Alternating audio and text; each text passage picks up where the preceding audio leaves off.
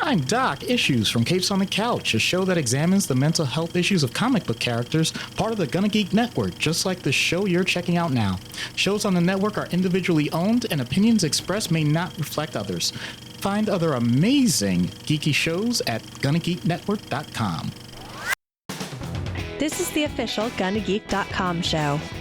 Each week, we run down the latest news and happenings in the world of geek. These are your hosts for the show, Steven, Chris, and SP.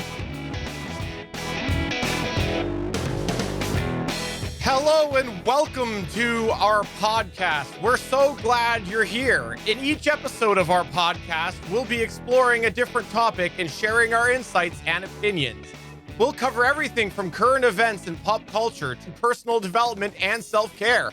Our goal is to provide a space where you can escape the noise of everyday life and spend more time learning and growing with us. We're excited to share our journey with you and hope you'll join us on this adventure. So grab your favorite beverage, sit back, and get ready to be entertained, informed, and inspired. This is podcast name, Podcast. You guys know what that was? You know what that was? No. I went to the AI chatbot that everybody's in, and I said, write me a podcast introduction, and that's what it came up with. I like it. That's what it came up with. Okay. Everybody's been using it. I haven't had a chance to use it yet, but apparently it's actually pretty decent. I just said, write me a podcast introduction. Anyways, you've reached the GonnaGeek Show. I am Steven, and with me, of course, is Chris Farrell.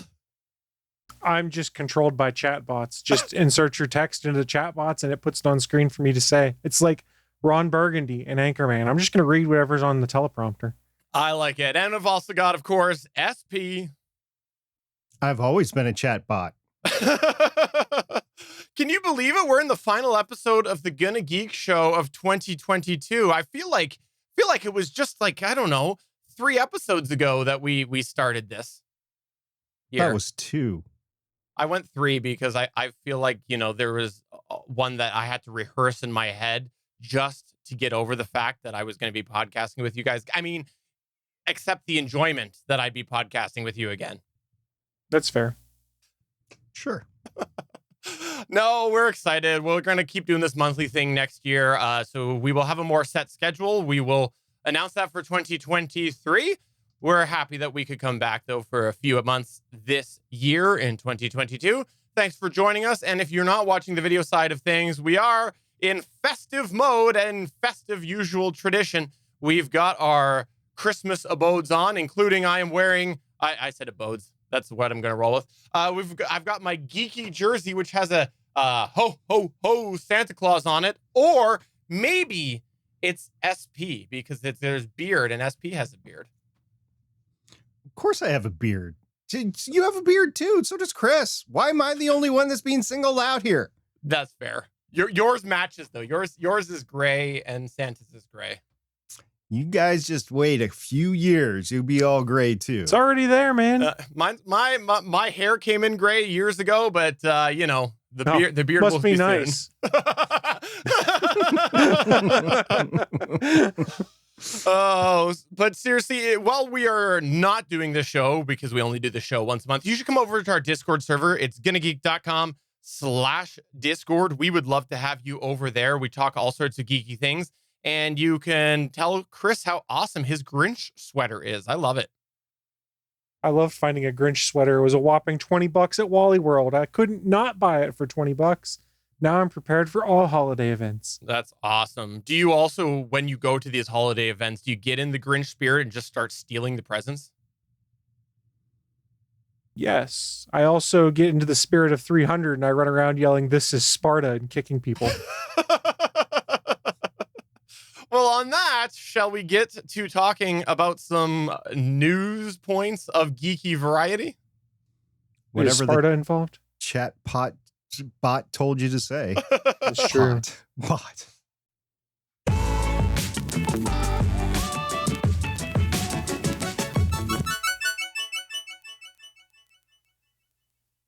All right, let's kick it all off here with a Wonder Woman 3 update, which I've just realized I used WW3, which, Let's not go with the Star Trek variety of that. Let's not. Go ahead. Let's not. So we're going to start with Wonder Woman. We're going to talk about some of the other news that's been coming out and rumors regarding the DC movie universe. But the news had come out late last week, and pretty much everyone was stunned to hear that Warner Brothers Discovery is not moving forward with Wonder Woman 3. And the way the story was originally written, it made it almost sound like it was the studio that basically said, yeah, Patty Jenkins, you're out. We don't like it. No, what we ended up finding out early this week, it was Patty Jenkins who walked off the project after rejecting studio notes on her treatment. Sources told this to The Wrap. Her exit came just as James Gunn and Peter Safran have been getting settled into their new role as the co-CEOs of DC's film division, i.e. they're Kevin Feige for DC Films. And right now they're plotting out their multi-year plan for DC Films, TV shows, video games, etc. that they'll be presenting to Warner Brothers Discovery CEO David Zaslav this week as we're recording on December 12th. Now, what had happened is Patty Jenkins had presented her script and her treatment to Warner Brothers Film Group co-chairpersons and CEOs Michael DeLuca and Pamela Abdy. They didn't think the treatment worked and decided not to move forward with it in its current iteration. Despite the original reporting from The Hollywood Reporter, James Gunn and Peter Safran did not make this decision. However, they did agree with both DeLuca and Abdy. The treatment did not work. DeLuca and Abdy both spoke to Jenkins and communicated they didn't think the treatment was quite right for the direction they wanted and asked her if she would consider pitching something else for the IP in another direction. This is where it gets a little spicy, gentlemen. According to insiders, Jenkins refused and let Abdy and DeLuca know that they are wrong. They didn't understand her, didn't understand the character, didn't understand character arcs, and didn't understand what Jenkins was trying to do. And to underscore her point, according to this insider, she sent an email to DeLuca that ended with a link to the Wikipedia definition of character arc. Bit spicy there, gentlemen. Jenkins was told if she wanted to come back and pitch a different vision for Wonder Woman, they would hear it, but she has stood firm on her vision, saying that that's pretty much what she wanted to do, and she is fine walking away and starting another project of some sort. And while this was going on, we also had Gal Gadot posting some tweets online that made it seem like she was almost saying farewell to the role of Diana Prince. So it's entirely possible that Wonder Woman as we know it is going to get a fresh reboot over at the Warner Discovery side of things. I guess that makes sense with everything going on with the cuts over at Warner Brothers and Discovery lately. Like it's not surprising to me, but what is surprising to me is that they are still doing some things in that general universe and the associated adjacent universes like the Joker, right? You know, like another version of that. It's bizarre to me that they're still like got this patchy framework of things that they're trying to put together, but this is where they're like, no, we're saying no to this one. But there's a difference here. This wasn't necessarily for budgetary reasons and things like that described before. This was for creative reasons, is what it came down to. Is they didn't like the creative that was presented to them. It wasn't, oh, we can write this off and not put the movie out like they did Batgirl and some other television shows. It was, we don't like this treatment. And let's be honest, most people didn't care for Wonder Woman 84 either. It's funny you bring that up because I've got a list of movies that I want to watch over my winter holidays, and there's a whole bunch of DC ones on there that I've never watched that I'm going to absolutely try, including Suffering Through That Flick. I mean, that's fair. So I think that's the biggest difference here, though, is we're not talking budget like we have been hearing about for other things. It more comes down to there was creative differences between the film crew and the CEOs and the heads over at DC. I know, SP, you were a massive fan of the second Wonder Woman. I believe you told me that was the best movie that you had ever seen ever, including The Martian, end quote. That's patently false, categorically false, but okay, we can run with it. Wonder Woman 84 was okay, it was a movie. And remember when it came out, we were all starving for new content. We hadn't seen a new movie in a while. Wonder Woman 84 comes out streaming in the holiday season of 2020. We're all like, this is going to be awesome. We're going to get it on our HBO Max streaming, and we're just going to be able to watch a cinematic movie at home. And then womp womp, it wasn't that good. So then is the typical comic book fighting over, oh, you just don't like a female-led or woman-led comic book movie. No, that's not the case. It was a bad movie. It was just not good. And the way they treated the characters in there and everything just was not something that I would ever want to go back and watch. I think I watched it maybe twice. I don't know why I watched it the second time. And that was it. I was never going to go back and watch it again. As for Wonder Woman 3, because of what happened with 2 and because of everything that's happening in the DC universe, I was going to wait to hear the reviews before I even went into the theater to watch it or even stream and watch it, because that's time for me, and time's a valuable commodity. So I wasn't just jumping at the chance. Now, Gal Gadot, she played a wonderful Wonder Woman, even with the bad script with Wonder Woman 84 and with everything else that she was in, Justice League and everything. I was looking forward to potentially seeing her again. The issue comes where Patty Jenkins had a concept in her head and she thought the world was against her and just said, nope, I'm not going to do this. I'm out. I don't want my creative beings being subjected to the man, quote unquote, and the man being those in charge of Warner Brothers. The interesting part also was that James Gunn, and I keep forgetting the other guy's name, Peter Safran. They said, no, we would have given her a note too and told her to change it. It wasn't us. We had nothing to do with it, but we would have told her that. And for James Gunn to say that tells me a lot, that he wasn't trying to undercut anybody, but he was saying, yeah, that we wouldn't have wanted to go that direction. That all said, I am really wondering where they're going with what used to be the DCEU and if it's even going to be worth watching going forward. Really wondering that. Why should I invest my time, my money for entertainment on something that is totally unproven and is in a shambles? Why? I mean, there's a few good movies in there, but why? Well, it's funny you mentioned that because I kind of had some stuff to sprinkle in to add into other rumors that have come out. But again, bear in mind, it's this week that Gunn and Safran are doing their briefing to the CEO of what the plan is for DC. So these rumors may not end up all being true, but some of them are interesting. And we'll just start first with the list is that supposedly Aquaman is done. Jason Momoa is out as Aquaman, but not out of the DC universe, supposedly up for the role of Lobo. And if you look at Lobo and look at Jason Momoa, sort of makes sense. He looks a lot more like Lobo than he ever did Arthur Curry. So I'm curious what will happen there. And he's also spoken of being interested in that character before. And before we get the inevitable, you can't be two characters in the same kind of comic book series, Chris Evans did it. I'm just all I'm going to say. Chris Evans already did it. He did it, but it wasn't in the same cinematic universe. Was it? We don't know anymore because of multiverses. True.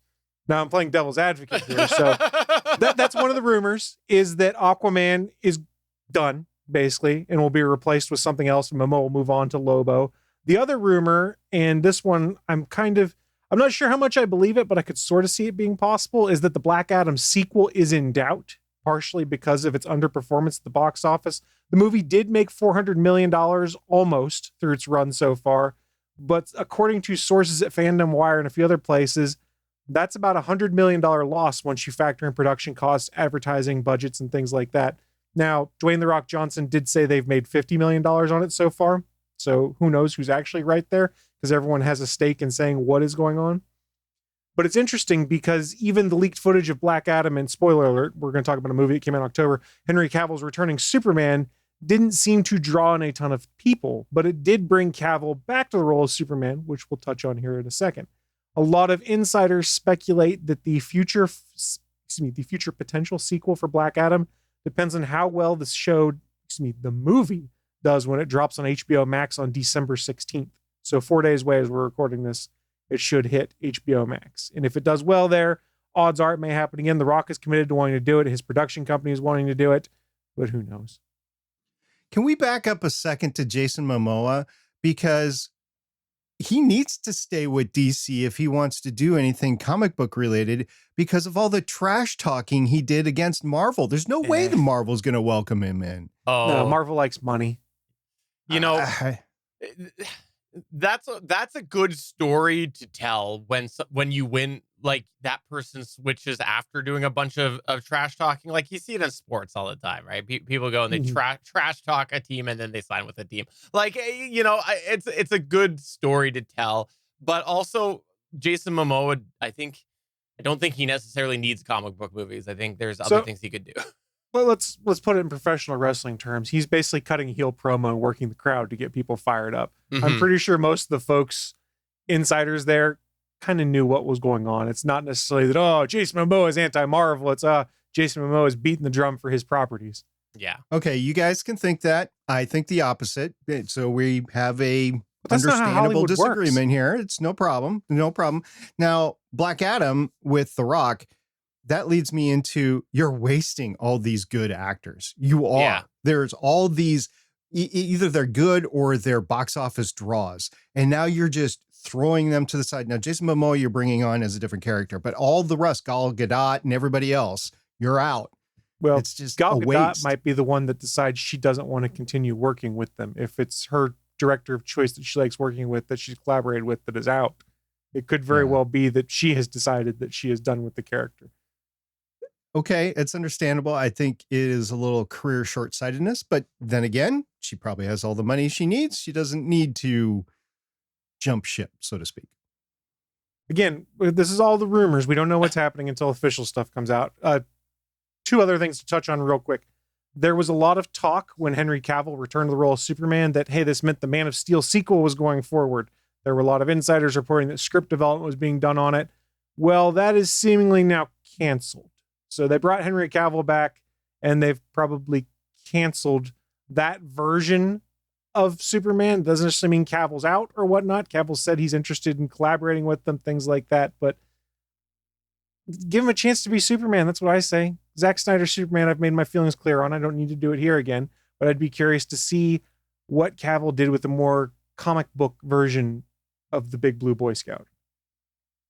Yeah, I agree. I actually think that he was a good Superman, but I'll be honest. I thought them bringing him back recently was kind of silly because I think they should have done it as we're going to launch this movie. Like, this is definitely happening.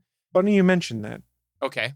The Warner Brothers execs at the time didn't want Cavill back. They didn't want that scene in Shazam. It was Dwayne Johnson who pushed for it to happen. And because he was the producer and his company was running it, made it happen. It was not necessarily part of the creative plans overall at that time, but the understanding that people have been bandying about is that The Rock wants to have Black Adam v Superman at some point in time. Yeah. I just would like to see all of that Justice League in association go away. Well, I mean, we don't need Henry Cavill, but we need his mustache back. Yes, and the CGI mustache. And the CGI. Or lack thereof. Final piece I had for this one, and this is the one that is actually heartbreaking to me, is we knew that Michael Keaton was returning to be Bruce Wayne in the Batgirl movie, presumably the Batman from Batman 1989 as part of that multiverse spinoff. Well, there was talk, and supposedly they'd started writing a script for a continuation movie of Batman with Michael Keaton, the 1989 version of Batman, that piece of the multiverse, where he was going to play the role of old man Bruce Wayne, and they were going to introduce Terry McGinnis. And for those that aren't familiar, I've been begging for a Batman Beyond movie for probably a decade now at this point in time. And the rumor is a Batman Beyond movie was in the works. And for those that aren't familiar, Batman Beyond was a spin-off cartoon that came out in the 90s after Batman the Animated Series that took place 30 years post Batman the Animated Series, where Bruce Wayne couldn't be Batman and the mantle had gotten handed off to another person. And it was really good. Really good. I wanted it so badly, and it's not happening. Well, I look forward to seeing what comes out of the actual meeting. Personally, I really think that it's such a mess of everything that they need to just reboot it all. Like, I really do. I think that that would be the best situation. Yes, there are very good elements that could have come out of this. The Batman Michael Keaton one, I think, unfortunately, is probably going to be a victim of all of this. We need to reboot because there was that all in association with the past franchise, even just through the development that we saw got scrapped, or the movie that we saw got scrapped. But if they want to do truly fresh, they need to get rid of everything that was on the page up to this point and start all over, and that includes he was being worked into this. And why I point that one out specifically is because he was not part of this universe up until Batgirl. Yeah, it was Batgirl, right? That was one that was canceled, right? Yeah. Yes. Yeah. So it's a shame. It's disappointing on that, but I would like to see everything gone. I don't know if you could say he wasn't part of, well, I guess you could say he wasn't part of this universe. Crisis brought everything together. So as far as I'm concerned, anything is free game when it comes to DC up to this point, at least because of Crisis, including the 89 Batman, which would include Michael Keaton. But that aside, you mentioned you want to burn it and you want to start it over. First, I have two questions. First of all, does that include Margot Robbie? That includes everything that they have done in recent. And Margot Robbie was decent in the role, but also that in itself was a whole kerfuffle. So just get rid of it all. Start it all over. Get rid of it all, including the Joaquin Phoenix Joker, which is another sore spot of mine. Get rid of that. Oh, okay. No, that's still happening. That's bulletproof. Whatever. Number two, you want to burn it over. You want to start over. Where do you want to start? What is your first movie out of the gate? I got to say it. You got to start off with Batman. And a reason why I say you have to start off with Batman is because we're not just talking, we're not talking the crowd that we were going to 15 years ago. We're talking people who are now of, Chris and my age, which are becoming the old grumbly people. And we grew up with Batman as such a central part of all of this DC universe on the screen that I think you start with Batman and you establish a good Batman. Well, bear in mind that Robert Pattinson's Batman's not going anywhere. They've got production start on the next movie, HBO Max series tie-ins, things like that. So if they're going to do another Batman, it's multiverse. And by the way, the reason I didn't say Superman, because I know that's the other obvious one, is because Superman is a lost cause in any iteration after Christopher Reeves. Even though I completely disagree with the level of nostalgia people put it on, I actually disagree with a lot of people's thoughts on where he stands as far as the iconic Superman. I think I think rewatching it doesn't hold up, but anyways, that's where people have it in their mindset, and I recognize that, and I think that any iteration is going to be an uphill climb. Also, keep in mind that J.J. Abrams and I'm going to screw up his name, I always do, Ta-Nehisi Coates' Superman treatment is still in development at DC. All right, so we're just going to go with you're going to burn everything. Even Pattinson's out, and you're going to start with a new Batman. Even if you do that, I won't watch it because I'm just not a Batman fan. I won't go to the theater to watch it. Not because I'm anti-Batman. I'm not a fan anymore of the Batman character. So that is what it is. Okay, Batman. Final question. Do you scrap the Flash? Yes, you scrap all of it, including not playing into for a very long time any television or any universe that exists up to this day. Yes, maybe one day you will think about it in a nostalgia factor, bringing back somebody like Grant Gustin, or you bring back, in the chat, Suncast is mentioning Tom Welling could be a great Superman. Maybe in the very, very, very, very, very far future, once you've succeeded, you could bring that back. But you don't mention anything. You don't draw any clues. You don't do anything to any past iteration of any of these, and you start building, because that's what's going to make it work, is building a universe that is cohesive and works. It's like how Hulk just disregarded the Hulk, even though it was a few years before. It didn't work, so they got rid of it. Yeah, they did reference it. It's not technically MCU lore, but there are flashbacks to it in the still pictures and stuff like that. Of the first Hulk? Yeah, the Hulk from what the not the Banner Ang Hulk? Lee one. The Ang Lee Banner? one is not MCU. Yeah, Yeah, no, the but Banner. no, I'm talking the first. No. The first. Edward Norton is the one you're talking about, Steven. That one is MCU canon. Ang Lee, Eric Bana is not MCU canon. Yeah, I'm talking about not the Edward Norton is not The Incredible Hulk, and then there was Hulk before that. Yeah, I'm talking that first one is not part of it. Right. And That is correct. what I'm saying is in the Incredible Hulk, there are stills in that from that film, from that 2004 Banner film. Is there? Oh, I didn't realize that. Yes. So technically it is MCU, but we all know it's not. So, Yeah. all right. So I agree with trashing Flash because of all the Ezra Miller stuff alone. That's just a nightmare waiting to happen. They need to distance themselves Management's already made it clear they're not letting that happen, though, if you look at their actions up until now. And I will boycott it, and I'll boycott all of WB for it or DC for it. So final question. I know I've asked a lot. Final question. You want to burn it all. You want to start over. It takes like 3 years from concept to development to filming to release. You prepared to let the DC universe sit for 3 years as Marvel starts to gain steam in phase 5? Well, okay. I don't know that would be the approach since you've already got some projects that are in the hopper. I think you could stagger them, right? Like Chris said, I think you disregard the Flash. I absolutely think you do. But if they're committed to releasing it, like then go ahead and release it. Now you still got DC content, but then it's completely, you make it clear that when the new movie comes out, it's all brand new because continuity has not been a thing with DC as it stands right now with all these different versions, like, back to the Joker example alone.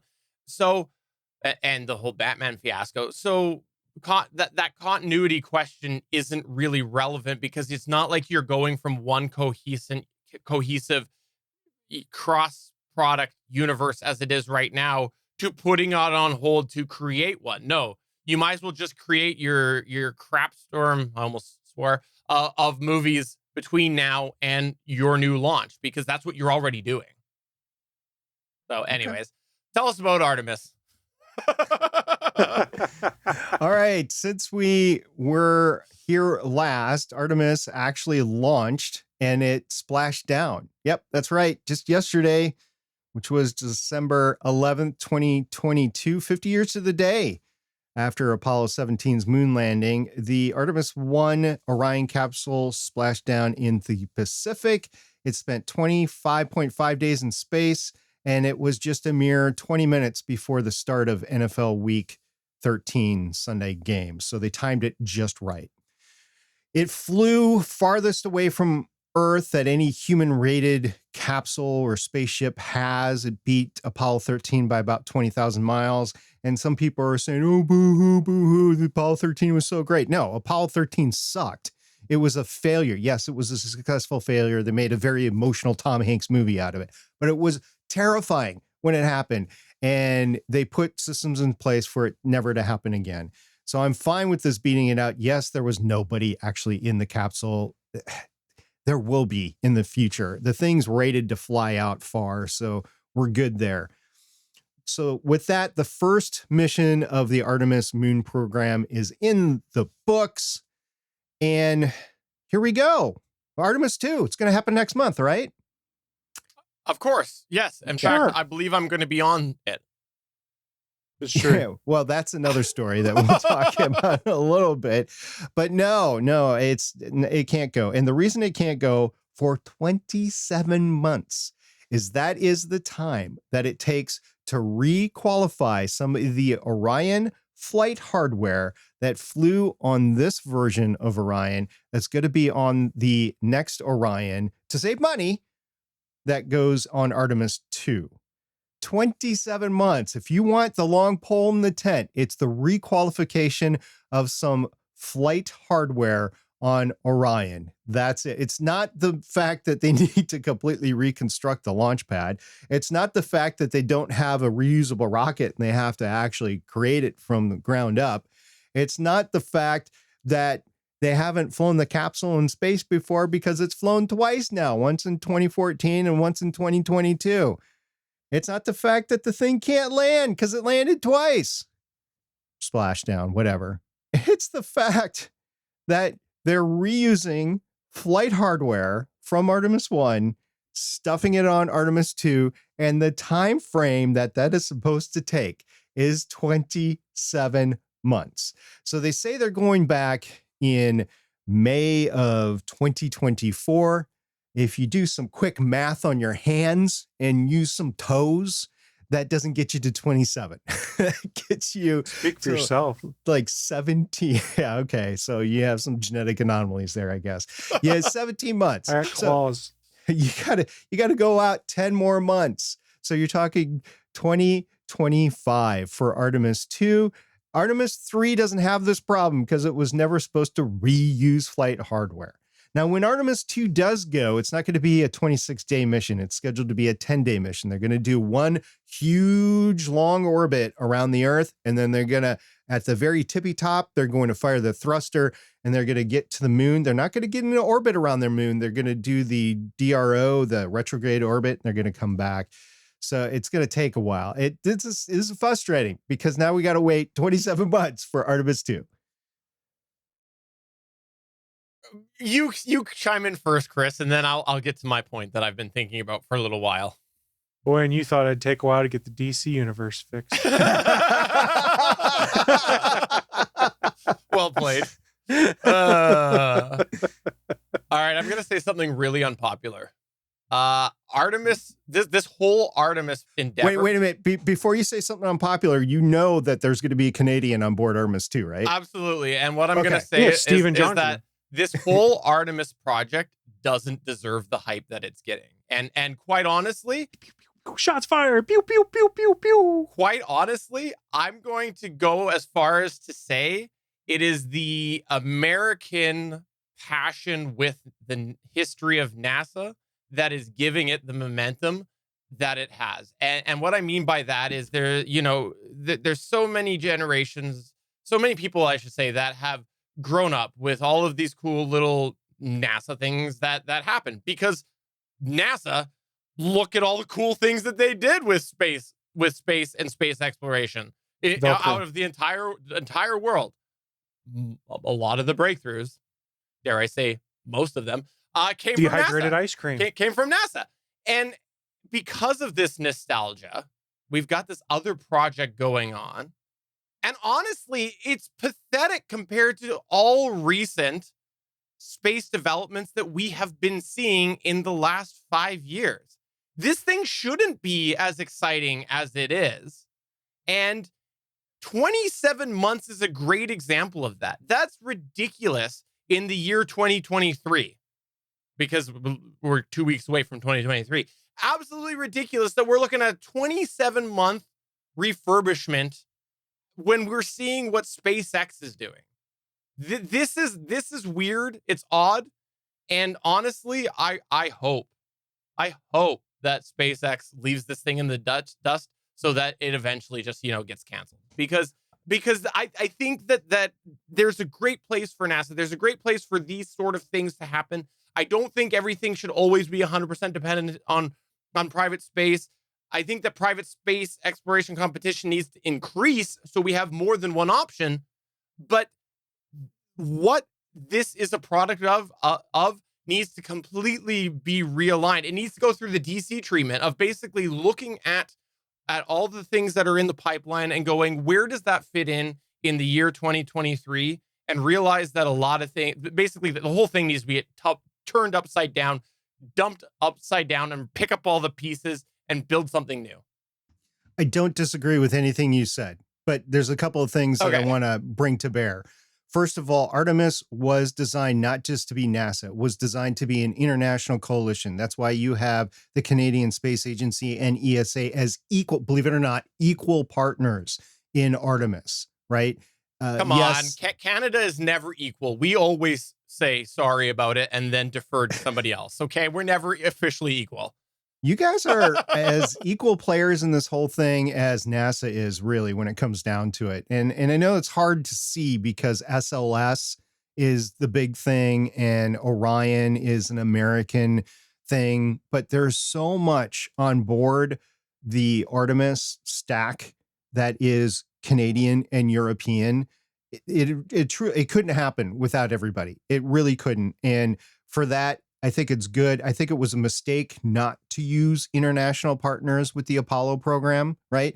And it is being corrected this time around. And that is why it's important that we have Japanese astronauts and Canadian astronauts and European astronauts. There was just it wasn't even one of my stories. There was a whole new class of European Space Agency astronauts that were just added in the last month as well, and specifically for Artemis. So you are getting a truly international feel to this. Now, you bring up a lot of good points. You bring up the fact that SpaceX is going to outpace Artemis and NASA. Yes, it will. It will, because when Artemis was conceived, it was funded mostly originally because Congress wanted to revitalize the American jobs program that is NASA, and said, let's take all these used space shuttle stuff and let's throw them together into a new rocket that will go to the moon. It's not a bad thing, but at the same time, at that time, they should have been revolutionary, and they should have said, we will use a reusable rocket. Yes, we've had the space shuttle for the past 30 years. It hasn't worked out, but we're going to do it better this time. And Elon Musk came in and he said, hold my beer. And he did it with Falcon 9. Now, no matter what you think about Elon Musk, no matter what you think about SpaceX, Falcon 9 has been an incredible workhorse in international space lift. It is reused 15 times per booster before they finally retire it. And not because they have to, but because they're like, well, people won't believe it'll fly a 16th time. It would. They just don't do it because it's gotten to the point where it's cheap enough to use 15 times, and then they expend it on a Falcon Heavy or something like that, or a solo launch that they just use all the propellant to get it up into space, like they did with the Space Force launch a couple of weeks ago, and they expend the booster that way. So now you have Starship coming on, and we'll talk about Starship later, but now you have Starship coming on that's reusable, that's going to enable these trips not to the moon. And that's probably another one of your points that was kind of unstated. What is the point here? It's not to go back to the moon. The moon is a test case. Everybody, NASA, SpaceX, Elon Musk, everybody, the Chinese, they want to get to Mars. That's what the big thing is. So the question is, how long is it going to take to get to Mars? Everybody is thinking in terms of 2035. It's not going to be 2035. It's probably going to be 2040 or 2045, if it happens at all, right? I think with Elon and Starship that it will happen all its own. A new story that we scrapped was the Dear Moon crew announcement. Dear Moon is an example of exactly what you're talking about, is that Elon is demonstrating Starship to take regular people around the moon and back. It's literally a crew of regular people, and he's going to fly it around the moon. He's going to prove the Starship concept, and he's going to come back, and it's going to land, and everybody's going to be like, ooh, NASA, can you do that? And it could fly again. The whole ship could fly again, both the booster and the Starship itself. And once people start to figure that out, SLS and Artemis are going to go by the wayside, and it's going to be the Starship and the Starship clones. Like the Chinese are probably going to develop one. The NASA might, but why would they? You mentioned competition. Unfortunately, the only competition to Artemis right now is Starship. I think Blue Origin wants to create something, but they're years and years behind. There's a lot of things that Blue Origin wants to do. Well, they're actually going forward with the new the next generation rocket. They're going forward with that development. They just had a big test down at Kennedy. So they'll be there. They're just years behind. The competition right now is to low Earth orbit, and that's it. You don't have a competition to go into deep space. You have a competition with the Boeing Starliner, with the SpaceX Dragon capsule, with the Dream Chaser, with there's a couple others that are thinking of moving forward. We talked about them about a year and a half ago. So there's like at 3 good ones and up to 5 possible ones to get to low Earth orbit. That's where your competition is. We need to have the competition to go to the moon and to Mars. And right now, the only 2 rides on the table in development or actually have flown are Starship and Orion. Well, I look forward to seeing what happens in 27 months. Which, I'm sure it'll be right on schedule. I'm sure. Of course. All right, well, moving on to the next news point. I've just got an interesting thing that I saw pop up on a couple of sites. For those of you who didn't know this, Apple has a product called iMessage. It's this new thing that they've got, and it's exclusive to Apple users. Anyways, this is a new thorn in my side because my wife went back to an iPhone, which is actually an interesting story in itself because she just was converted a few years ago to Android and she was back to Apple.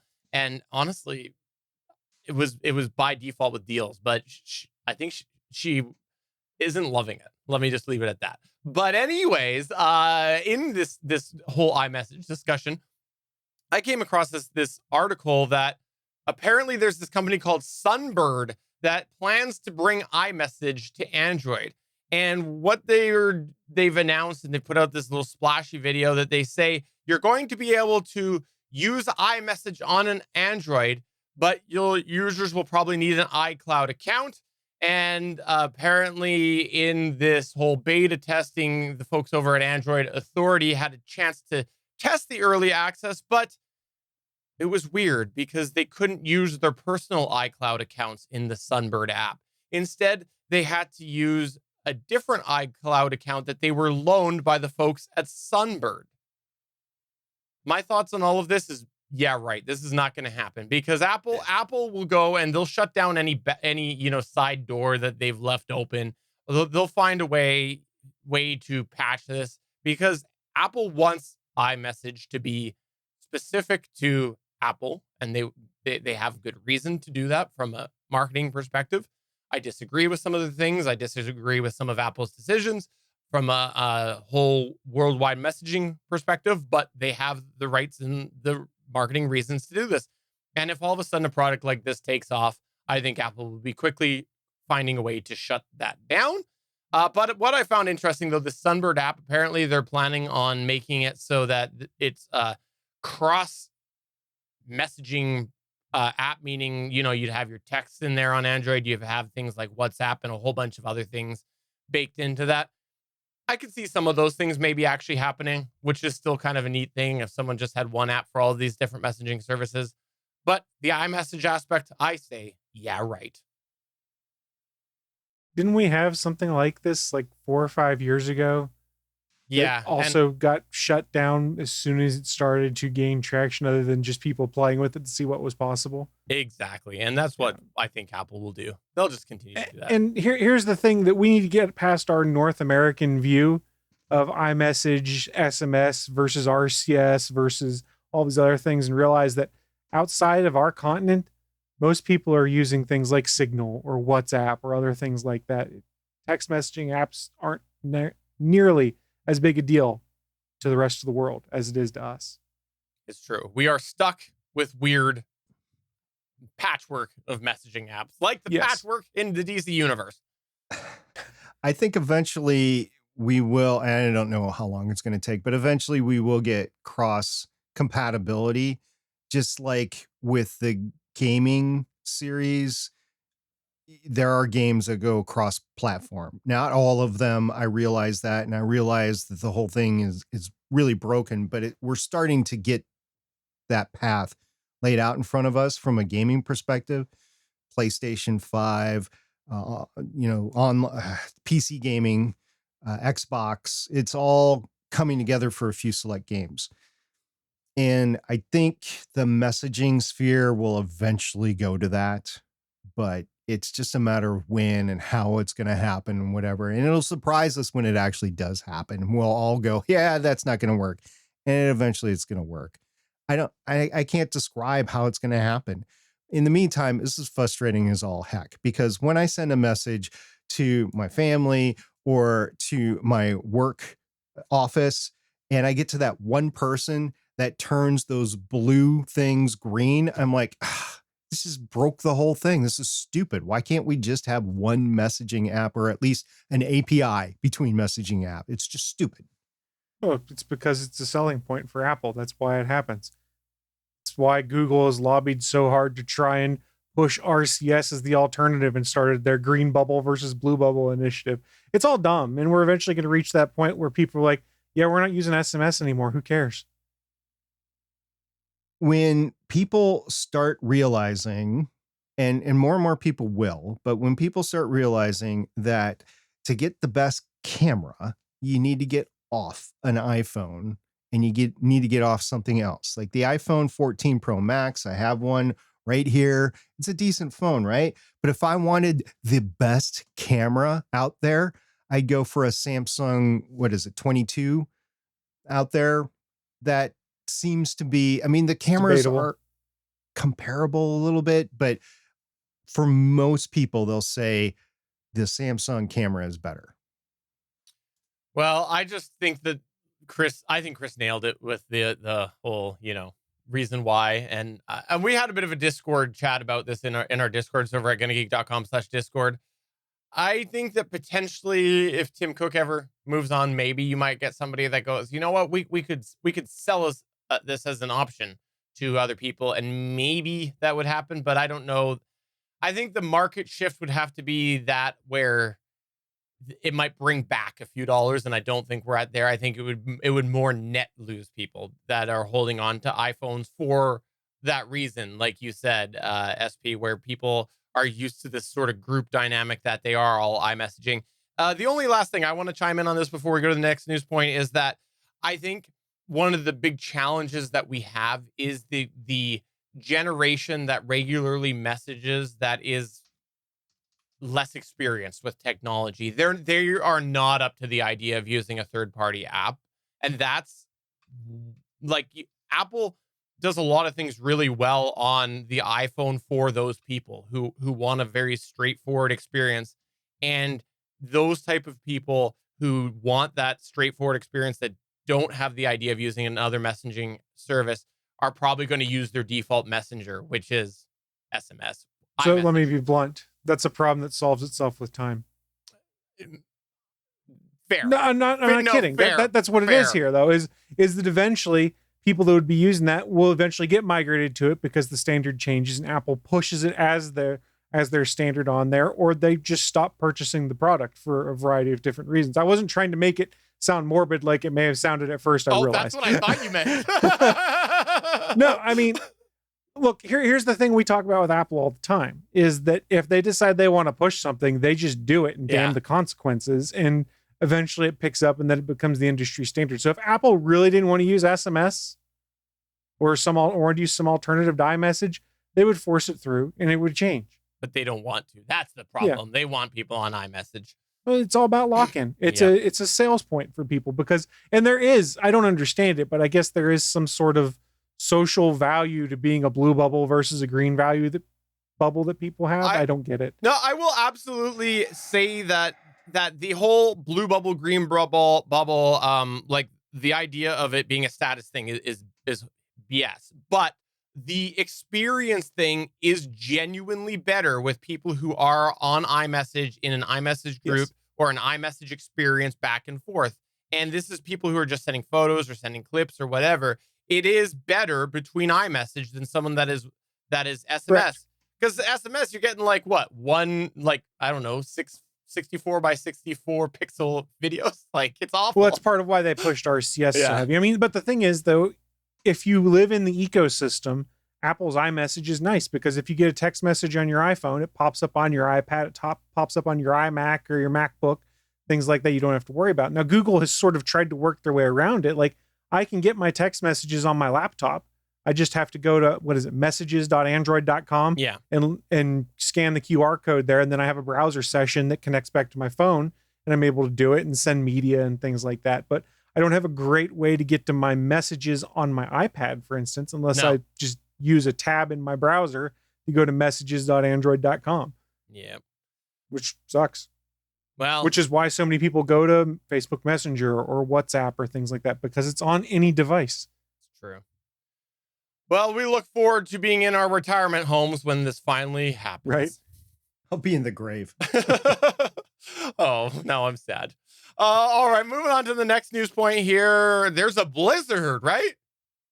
Funny enough, there is a weather system supposed to go through the United States most of this week. But no, we're talking about Blizzard Activision and Microsoft. And I think we've touched on it before on this show ages ago. But for those that don't remember, Microsoft is attempting to acquire Blizzard Activision for $68.7 billion.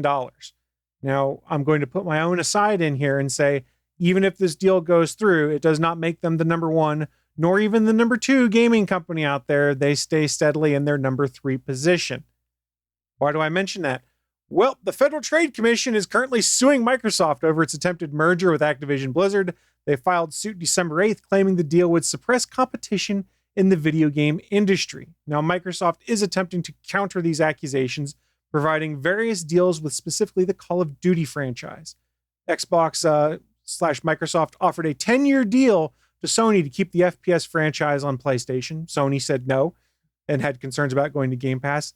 Then they followed up by sending Phil Spencer out to go on Twitter and say that the company has entered a 10-year commitment to bring Call of Duty to the Nintendo Switch and also made a deal with Valve to continue delivering Call of Duty via the Steam platform. In fact, Valve came out and said, we don't really need a signed agreement from Microsoft. We just expect them to do it based off what their stance is on gaming.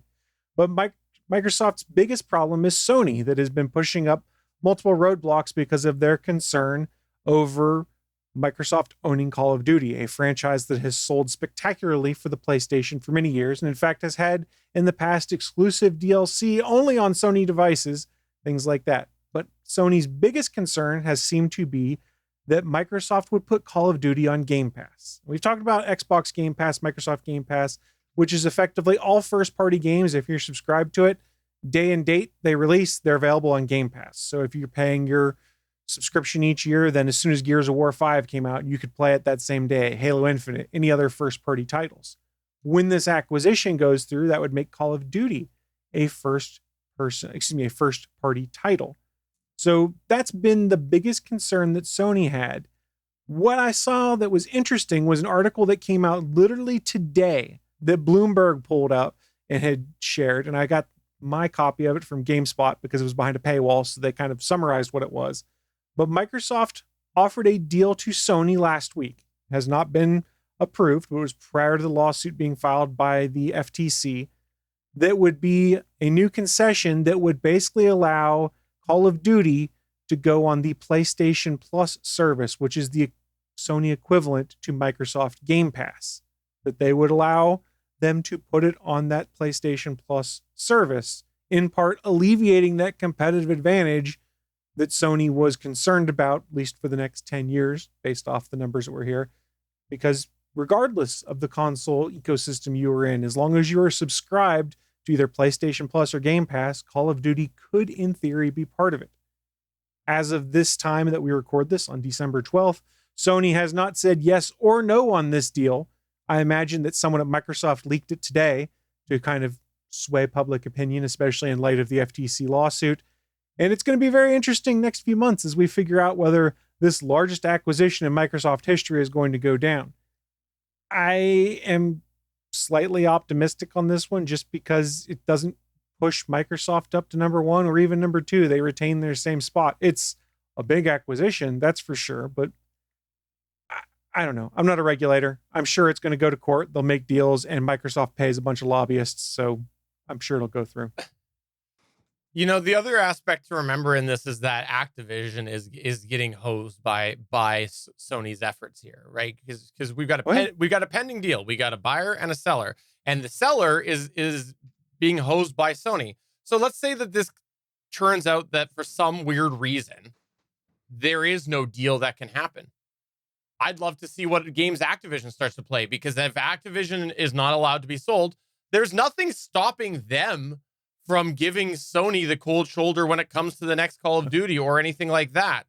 They like money too. Yeah. Like, obviously they want to try to sell, right? They want to try to, sell Call of Duty copies, which means going to multi-platforms. But if this whole thing is stopped because of Sony, why wouldn't they say, well, you know what, Sony, you cost us a bunch of money. I'm just not going to release the next version for you. Or in theory, they could just make a deal with Microsoft and say, hey, we'll do day one release on Game Pass still. Yeah. You pay us a flat fee for it or whatever. And then I don't know how the pay structure works on that. I think it's partly based off of how many hours people put into games is what goes back to the developers that put their games on there.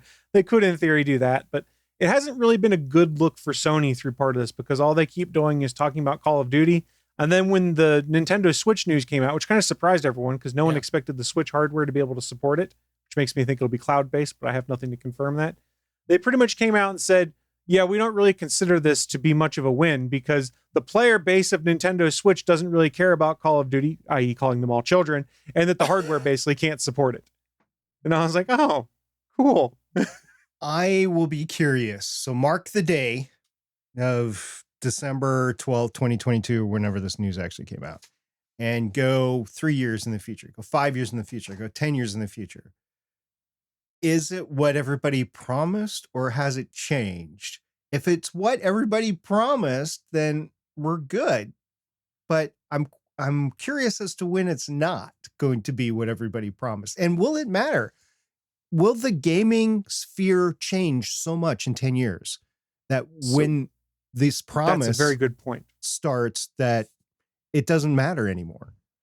So that's a very good point you're bringing up. And I have said on this show before, and I know there's other people that said it too, I think we're beginning to see a change in how the gaming industry works, which is the advent of streaming services like PlayStation Plus, Game Pass, things like that, where it's games as a subscription that don't necessarily rely on you having to buy hardware, is kind of changing how the model works here. And let's be honest, for most of these companies out there, making the hardware you lose money on. I think it was reported something effective on the Xbox Series S, Microsoft loses $200 on every one they sold or something like that is what I'd read at one point in time. So getting people to subscribe and to play via the cloud on your cell phone or your TV or your set-top box and putting all of that processing power just in a server farm, that's a compelling argument for these guys because it's, hey, then we focus more on selling the service and selling the games, and the loss leader that is hardware goes out the door. I think the only reasonable way that could occur is if you get high-speed internet to everywhere on the planet. True. That's the other thing slowing us down. Because this works in big cities. It really does, because there's high speed available in big cities. When you get out in a rural or worldwide, it breaks down. And 50% of the population, plus or minus, is outside of big cities. So yeah, no, I think you absolutely bring up a good point on that. I think we are closer than we were even 2 years ago when we started talking on this. But the thing that I think is an interesting idea to follow and compare is the idea of the streaming services, because this whole article is about not having an exclusive offering for Call of Duty. Look at what's happened with streaming services, and now you're back to having a whole bunch of streaming TV shows because movies and TV shows are exclusively held on one platform. So it's probably going to be a point where if cloud gaming takes off, that is the model that Sony and Microsoft will accept, that is the path forward, that they will have an exclusive right to a game, and it will all work out in the end because someone will come to Sony to get their subscription for one game while they used to be an Xbox user, and the reverse will happen. They were Xbox users, and now they're going to go and they're going to get a Sony subscription. I think I said the same thing, but you know what I mean. So the one difference I will say between streaming and gaming, cloud gaming, is even with streaming, most apps, most streaming services allow you to download a certain number of shows or movies or whatever so you can watch offline. So going back to the not acceptable internet for cloud gaming, you can't do that with cloud gaming. You can't download something, and I guess you can if it's just you playing, but I'm thinking of a collaborative environment like Call of Duty, for instance. You can't do that. You could download the campaign in theory, but what you run into is, well, let's presume that I am playing via the Game Pass streaming app on my Fire TV stick or something like that. You're not going to be able to download and run that locally. Whereas if I have my Xbox, in theory, using the regular Game Pass model, you could just download it and run it locally if you needed to. So there is a use case there still for the local hardware. And that's why Microsoft is kind of touting both cloud gaming and download subscription too. I mean, so for instance, in my case, as soon as something like Lego Star Wars Skywalker Edition came out, it's on Xbox Game Pass. I just hit a button on my phone and told it to download. It started downloading on my Xbox, and it was done like an hour and a half later. In theory, I could have also just fired it up on the cloud on my phone, and then as soon as the Xbox was done downloading, fired it up there, and my save game would have synced over. So the ecosystem they've built supports both local hardware and cloud streaming, but the bottleneck is still internet connectivity to download the game or to play the game via the cloud browser. I think the only other thing that we're kind of dismissing, or at least not acknowledging, is that the internet connection is currently a very important part of game playing. It is. Like, yes, we're not talking the same amount as playing up on the cloud, but you have a crappy connection, you have a crappy game experience as it currently stands. And that's the bottom line. You get lag, you get all sorts of issues. There might even be a case to be made that with as technology goes, the lag might be impacted less if it's all being done on a server, because you could potentially do some offsetting, because you might only be sending a small pool of data of commands and the server is going to do some offsetting. But there's random speculation, by the way. That was the Google Stadia argument, and they were right, actually. But it's so early, we don't know where it's going to go. And you might have a hybrid of technologies too. Sorry, go ahead. I like what you're talking about, where you get the collaborative gameplay in the cloud, and that just some cues go back and forth to somebody that has a poor internet connection, and that all the graphics generation is done locally. So you have double the computing power that's enabling you to do it, to bolster the lack of good internet connection. I like that. So I don't know what this is going to be in the future. We'll see 10 years from now. I look forward to seeing it to where it evolves. And especially if, it means that Chris no longer has to buy a Sony PlayStation just to get a Spider-Man game. Oh yeah, that's not going to change anytime soon. I mean, they are getting into cloud gaming, but they're not. And I think this is part of their resistance, is they're not on the same level as Microsoft, as Amazon, as Nvidia, as Google was with Stadia, things like that. They're not there. I'm thinking of buying a Stadia. SP, why don't you tell us a little bit about Starship? Yeah, real quick, because I know we're running a little long here. What's going on? We talked about the Artemis program before. We talked a little bit about Starship. Well, what's exactly going on with Starship right now? They haven't had a flight test with Starship. Falcon 9 has flown many, many times. Falcon Heavy has flown. They're established programs, but Starship is still in the development. It was 2 years ago that we first got the Starship coming in and landing without doing its RUD, or Rapid On Plan Destruction, or whatever RUD stands for these days. So Starship Booster 7 is the linchpin on doing the orbital flight test, because Starship Ship 24 is all rocking and ready to go. They might have to redo a static fire just to make sure the engines, because I think they replaced one, make sure all 6 engines are a go.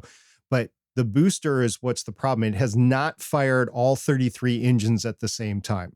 On November 29th, 2022, in Boca Chica, SpaceX ignited what was supposed to be a 13, 14 engine test. It turns out that they only lit up 11 of its engines, so 2 or 3 did not light up. I forget what it is, 13 or 14.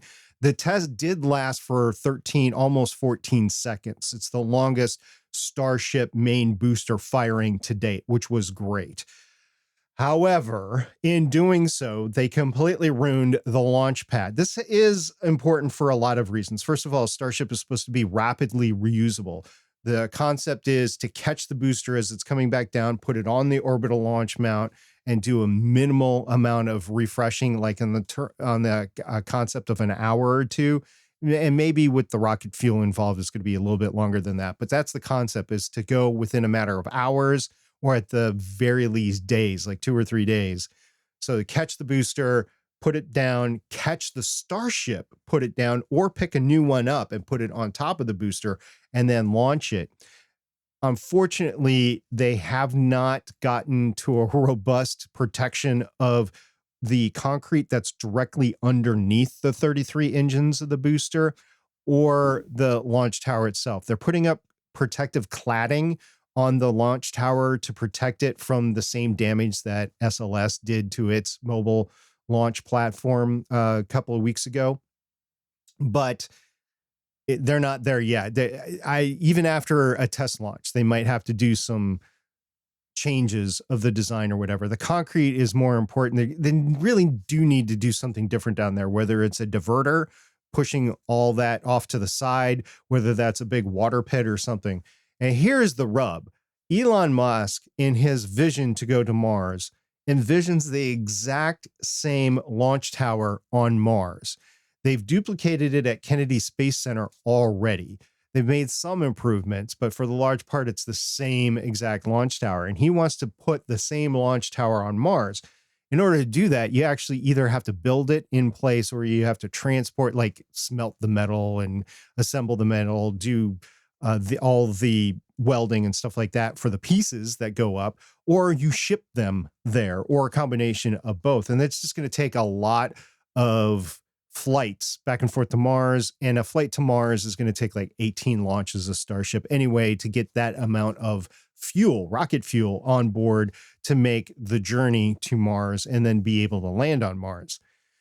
So it is an issue. It is more of an issue than you think. It is not just, can we make this thing work in Boca Chica? It's, yes, let's make it work in Boca Chica. Let's make it work at Kennedy Space Center. Let's make it work on the mobile oil rigs that they're going to convert into launchers. Let's make it work on the moon, and let's make it work on Mars. Now, you won't need a full tower on the moon because you won't ever land the full thing on the moon, at least not that I know of yet. But he does plan on launching return flights. So you're going to need that big tower on Mars. And that's what it's all the problem is, getting all that metal, not only for the rocket itself and create the rocket fuel on Mars, but the launch tower. It's actually a bigger problem than you think right now. So with all that going on, we originally thought that the orbital flight test was going to be December of 2022. Unfortunately, right now, from everything that I've heard, there's been no official announcement that I've seen. There might have been today, and I just didn't see it. But we're looking at a March 2023 orbital flight test launch date at this moment. And that's a combination of bolstering the Booster 7 protection on the bottom to make sure that the engines don't explode each other when it's going, and the orbital flight test mount itself. So it's going to be a little bit further, but that gets into the fact that he being Elon Musk is taking, and SpaceX executives are taking a more not risk behavior. They're mitigating a lot of risk now, and they're not pushing as hard and as fast as they used to. And I think part of that is due to the fact that they know Artemis is not going back to the moon. They're not landing on the moon. So Starship is needed to land on the moon. Starship is contracted to land on the moon, and they don't need to do it now until 2025. So why rush something and maybe risk an explosion on the pad that not only takes out the rocket, the Starship, but more importantly, the orbital launch mount and all of the supporting equipment at the launch area, like the tanks and stuff like that? Why risk that? Let's do everything safe. Let's throttle it back a little bit and make sure that when we do launch, it's not going to catastrophically put the entire program at risk. So that's where we're at right now. Exciting stuff. They did do a great test, but in the process of doing the test, there's a little bit of action they need to do. Now, Booster 7 was taken back to the Mega Bay on December 2nd. They started, or it was lifted off the orbital mount on December 2nd. It was taken back to the Mega Bay on December 3rd. There is a closure that is for Thursday right now, as we're recording this in 3 days, on December 15th. No idea what that closure is for. Is it to roll Booster 7 back out? Is it to do another Starship test? I have no idea, but it's something along those lines. And once that happens, we'll get a better sense on when the orbital flight test is actually going to occur. All right, so here's my question for you. Amongst all of this, how many boosters are going to be caught by a helicopter? Interestingly enough, there's an entirely different rocket company that is trying to catch its boosters Rocket Lab. with a helicopter. And yeah, Rocket Lab. So they did the test. The rocket went up, and then the helicopter pilots got kind of close, and they said, "Nope, not going to do it. Nope, we're not good. We're not good. No good. No good." So they didn't do it, but they're going to try it at some point in time. Now, remember, even SpaceX did some things that they don't do anymore. One of which was trying to catch those fairings from on top of the Falcon 9 and Falcon Heavy with ships and big nets and stuff. They finally said, no, we're just going to let it land in the water. We're going to pick it up on the water and we're going to use it that way. And it seems to be working that way just fine. So is this helicopter really necessary? I don't know. I think it was the last show I meant to bring that up. If not, I meant to bring it up to you offline. But I thought I'd throw that in there. It's kind of funny. And I am thinking in terms of the helicopter pilots going, we're really going to do this today, Bob. Yeah, we're really going to do it. Go up and the big old rocket coming down. We're going to catch that. Nope. I can't even catch a baseball. Last news point that we've got here, I wanted to bring up that Matter. There's an update on Matter, another thing. So the update that I want to bring up specifically is that as these things start to roll out, Matter being the smart home protocol, to various different platforms, Home Assistant has officially launched support for Matter. Yes, they are saying it's in its early stages, but that does mean that, as they say, adding Matter devices can be done using our iOS and Android Home Assistant companion apps. Adding support for this to our apps is being worked on and will continue to be available, or will become available in upcoming weeks. And that's because there's a whole commissioning process for Matter. We discussed it previously on the show that Matter products are still not readily available. They're still being developed, but the standard has officially been released. And now you got to start to see the actual parts roll out, meaning that you have devices that are people's smart homes that are compatible with Matter. They need to roll out that integration. They need to roll out the process for adopting it. And of course, you also need the backbone if these Matter devices do depend on Thread. People are going to have Thread networks. But Home Assistant is quite a popular product in the whole smart home market, especially for those who are looking to do more advanced things.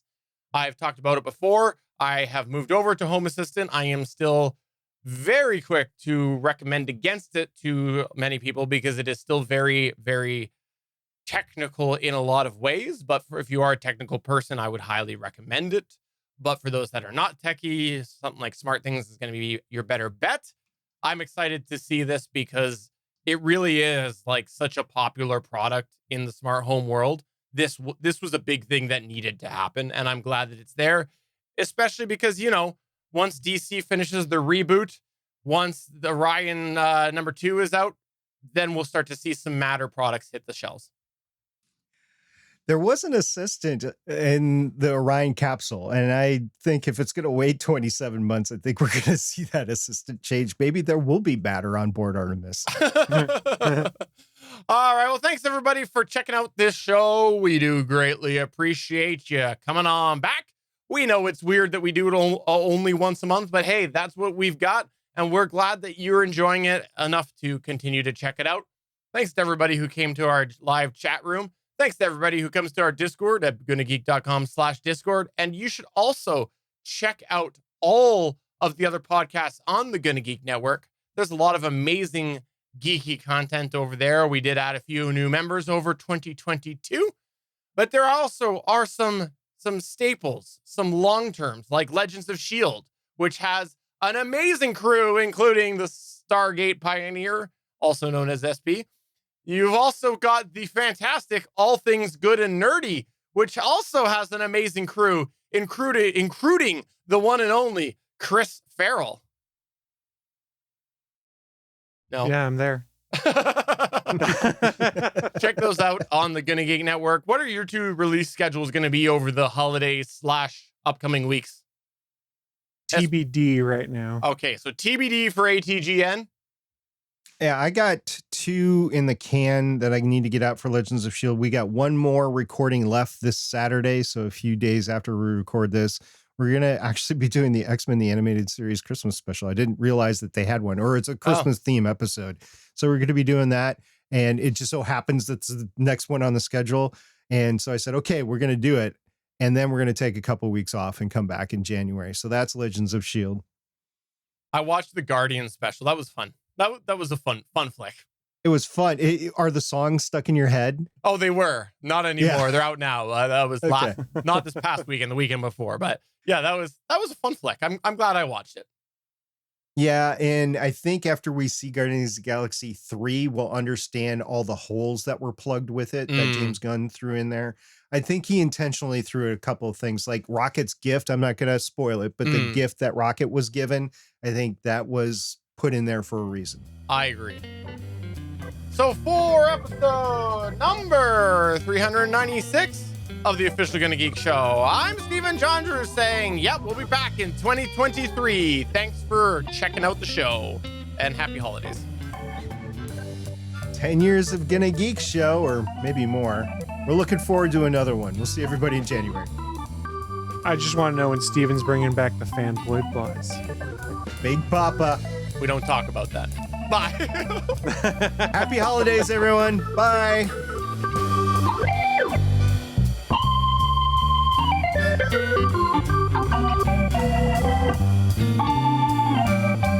Thanks for checking out another episode of the official GonnaGeek.com show. If you like the show, please give us a 5-star review in Apple Podcasts or a thumbs up on YouTube. You can always join us for our live recording sessions, which stream Mondays at 8:45 p.m. Eastern at www.geeks.live. And remember, you can find our full back catalog at GonnaGeek.com/show. If you're itching for more geeky content, check out other shows on GonnaGeekNetwork.com. Voice work was by Emily Prokop of the Story Behind podcast. That's it for this episode. We hope to see you back again next week.